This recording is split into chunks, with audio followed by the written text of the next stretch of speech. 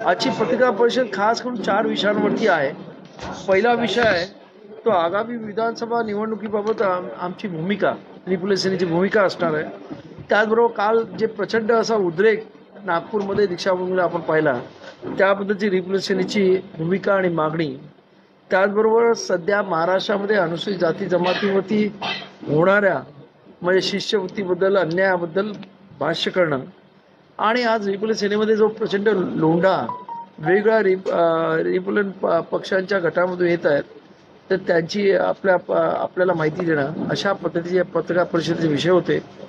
तर आमचं म्हणणं आहे की या जो काही मागच्या लोकसभेमध्ये जे इलेक्शन झालं त्याच्यामध्ये संविधान बचाव या नाऱ्यावरती खऱ्या अर्थानं विरोधी पक्षाने मोठा बेनिफिट घेतला, परंतु हा संविधान बचाव यात्रा पहिल्यांदा महाराष्ट्रामध्ये जर कोणी काढली असेल तर रिपब्लिकन सेनेने काढली। ती मागच्या विजयादशमी म्हणजे 24 ऑक्टोबरला आम्ही नागपूर इथून दीक्षाभूमी इथून काढली आणि 6 डिसेंबरला बाबासाहेब आंबेडकरच्या महापरिनिर्वाण दिनी तिचं विसर्जन केलं। प्रत्येक जिल्ह्यामध्ये ही यात्रा गेली आणि लोकांनी संविधानाबद्दल प्रचंड म्हणजे सर्व जाती धर्माच्या लोकांनी प्रचंड उत्साह दाखवला। आणि हे खरं म्हणजे आम्ही एक संविधान बचाव यात्रा काढली, इतर लोकांनी भारत जोडो काढली होती।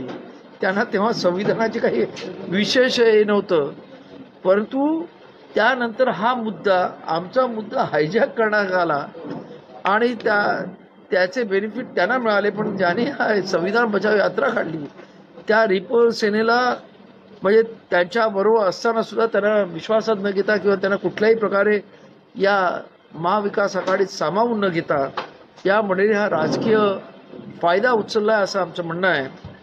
त्यामुळं याच्या पुढचं राजकारण आमचं असं म्हणणं आहे की आज जे काही राजकारण इथे महाराष्ट्र चालू आहे की ज्या पद्धतीने मुस्लिमांचं राजकीय अस्तित्व संपवलं, राजकीय नेतृत्व संपवलेलं आहे। आज मुस्लिमांना त्यांच्यावर झालेल्या अन्याय अत्याचाराला आवाज उठवण्यासाठी कोणी नाही। त्याच पद्धतीचा प्रयत्न आंबेडकरी समाजाबरोबर सुद्धा करण्यात येत आहे।